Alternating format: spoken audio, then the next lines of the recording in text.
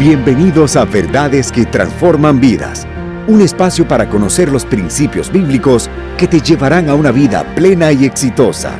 Con ustedes el pastor Luis Ricardo Sánchez Blanco.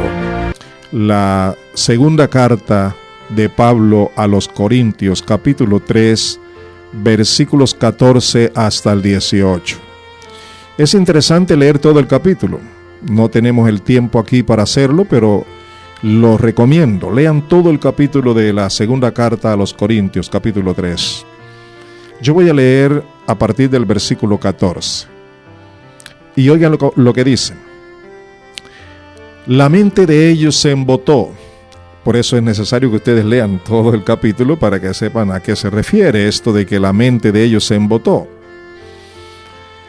De modo que hasta el día de hoy tienen puesto el mismo velo al leer el Antiguo Pacto. Está hablando de la gente que no conoce a Dios, que puede leer la Biblia, que puede leer las Escrituras. En este caso, en los tiempos contemporáneos del apóstol, a todos los judíos que no tenían a Jesucristo como Señor y Salvador, que no habían nacido de nuevo.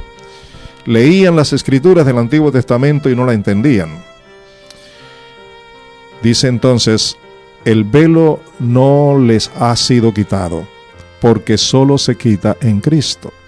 Y dice el versículo 15 que hasta el día de hoy, siempre que leen a Moisés, un velo les cubre el corazón.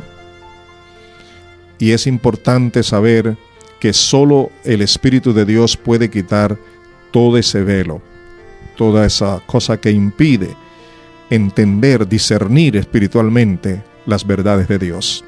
El versículo 16 dice, pero cada vez que alguien se vuelve al Señor, el velo es quitado. Eso que usted no entiende, eso que le es imposible comprender con la lógica humana, con la sabiduría humana, eso le impide entender lo sobrenatural, le impide entender lo que viene de Dios. Por esa razón, usted necesita que ese velo le sea quitado. Y solo lo va a hacer el Espíritu Santo en Cristo Jesús. Vean lo que dicen los dos últimos versículos, versículo 17 y el versículo 18. Ahora bien, el Señor es el Espíritu, y donde está el Espíritu del Señor, allí hay libertad. Allí hay libertad, allí se quita el velo, allí se puede tener discernimiento, allí hay forma espiritual de entender lo sobrenatural, porque allí está el Espíritu de Dios. Y la Escritura dice que todo hombre y toda mujer que ha nacido de Dios tiene el Espíritu Santo. Pero a pesar de que tiene el Espíritu Santo, no mantiene la comunión con el Espíritu, no cree en Él, no depende de Él, quiere vivir su vida por sí solo. Pero el cristiano necesita depender del Espíritu Santo, porque donde está el Espíritu Santo es donde hay libertad. Libertad, paz, gozo, la libertad para que Cristo se mueva y haga como quiera en la vida de ese hombre, de esa familia, de esa iglesia, de esa comunidad. El versículo 18 termina diciendo, así, todos nosotros, que con el rostro descubierto reflejamos como en un espejo la gloria del Señor, somos transformados a su semejanza con más y más gloria por la acción del Señor que es el Espíritu. Sabemos que Dios el Padre, Dios el Hijo y Dios el Espíritu Santo forman un solo Dios, son un solo Dios. Dios el Padre, Dios el Hijo, Dios el Espíritu Santo, el Dios Trino. Y aquí está diciendo que la meta de Dios es que nosotros seamos transformados de gloria en gloria a la semejanza del Señor Jesucristo. Pero también está diciéndose en este texto que esta obra de transformación la produce la acción del Señor. Y agrega que es el Espíritu. El Señor Jesús se fue al cielo. Él está allí. Está en movimiento, está en control de todo.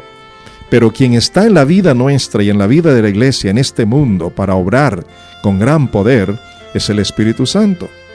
Así que Dios el Padre y Dios el Hijo siguen actuando en este mundo, siguen actuando en la vida del creyente, en la vida del Hijo de Dios, de la hija de Dios, por medio de su Espíritu Santo. Y si es así, entonces con mayor razón, tú y yo necesitamos creerlo, necesitamos aferrarnos a esta verdad, necesitamos disfrutar de la presencia santa y poderosa del Espíritu Santo, del poder de Dios. Necesitamos ser guiados por Él. El Espíritu Santo es Dios. Él habla a lo profundo de nuestro ser. Él nos abre el entendimiento. Él nos ilumina la palabra. Él nos guía en la oración. Él nos guarda del peligro. Él nos transforma a la imagen de Jesucristo. Él cambia el carácter del hombre en Cristo Jesús. Por eso, todo hijo de Dios y toda hija de Dios tiene la necesidad fundamental de creer, de depender, de vivir por el Espíritu Santo de Dios. Deseo que esta reflexión bíblica, esta enseñanza, estas palabras que transforman vidas, realmente cumplan ese propósito en la vida de cada uno de nuestros oyentes. Ha sido un placer grande, una bendición hermosa. He experimentado hoy al compartirles esta palabra.